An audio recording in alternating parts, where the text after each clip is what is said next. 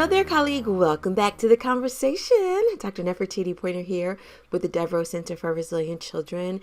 In this limited series, we're talking about the powerful concept, teaching practice, pedagogy of culturally responsive teaching. Now, the first video in our series, we talked about a little bit of a definition about exactly what culturally responsive means.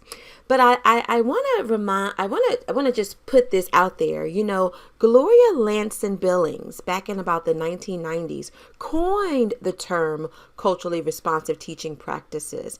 And what I find so empowering about what she put forth for all of us is this powerful word, pedagogy.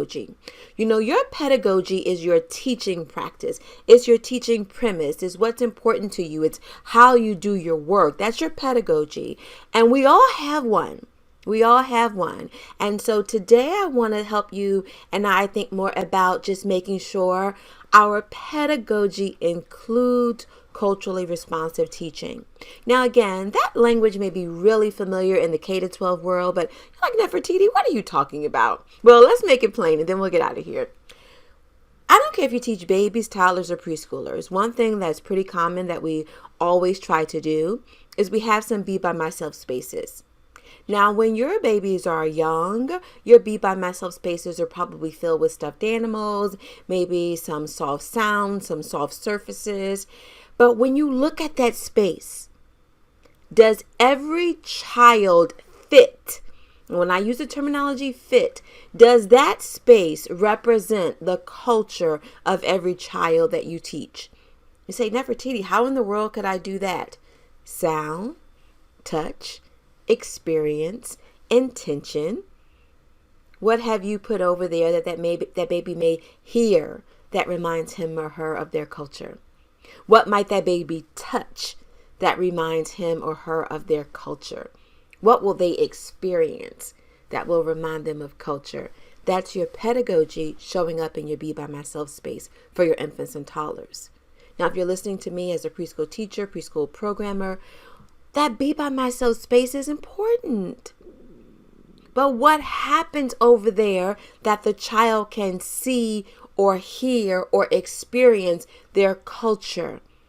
For example, calming down in some cultures is not done alone. You do that with a grown-up. So does your Be By Myself space create some space where maybe there's a rocking chair over there where if you want to be able to provide some comfort for that little one, you can do it? It's not just some stuff over there that says, you go over there and calm down and then rejoin the group when you're ready. I'm smiling because I've done it. I know I did it. And I know we all, with best intentions, it sounds and looks like it's okay. And listen, it is okay.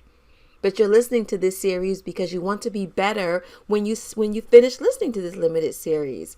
Because we're unfolding this word culturally appropriate. Teaching. Your Be By Myself space is a teaching area. You are teaching children that it's okay to be frustrated. It's okay to be overwhelmed and disappointed. And there's something we can do when we feel that. But culturally appropriate means, what am I being taught at home? What would my parents want me to believe about calming myself down? And making sure that's showing up in how you design that space. Now go back over there and look at it. Talk to a few colleagues about this video. Talk together. Learn some more. The goal is to stretch the muscle a little bit. Because when you know better, you're supposed to do better. And so again, I hope that I've offered just a little bit of help as we continue to work on culturally responsive and sustaining teaching practices. Dr. Nefertiti Poyner here with the Devereaux Center for Resilient Children. I'll see you soon.